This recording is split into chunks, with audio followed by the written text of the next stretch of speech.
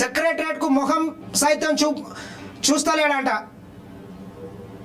హరీష్ రావు అన్నారు నిన్న వెబ్సైట్ ఫలితాలను రిలీజ్ చేసిన సందర్భంగా. మరి ఇంత నీతులు మాట్లాడుతున్నావు హరీష్. 10 ఏళ్ళు మీ మామ ఇంటి నుంచి కాదు కదా ఫామ్ హౌస్ నుంచి పరిపాలన కొనసాగించాడు. మరి 10 ఏళ్ళు నీవు ఏడున్నావు? ఎందుకు మీ మామని ప్రశ్నించలేదు?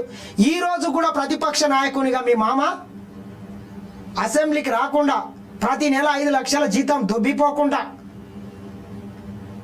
ఫామ్ హౌస్కు పరిమితమైన మరి మీ మామని ఏమనాలి? మీ మామ గురించి మాట్లాడే నైతిక హక్కు ఉందా నీకు?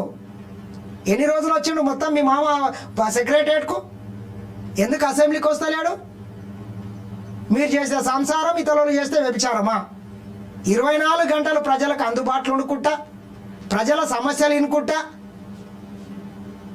వివిధ దేశాలకు వెళ్ళి పెట్టుబడులను ఆకర్షించుకుంటా ముఖ్యమంత్రి గారు తిరుగుతుంటే ఇట్లా చిల్లర మల్లర ఏడ దొరకక ఇటువంటి చిల్లర మల్లర మాటలు మాట్లాడతావు హరీష్. మీలాక ఫామ్ హౌస్లకి వెళ్ళి బార్లకి వెళ్ళి రెస్టారెంట్లకు వెళ్ళి అయితే పరిపాలన కొనసాగిస్తలేడు కదా. సిగ్గుండాలే మళ్ళీ మాట్లాడడానికి.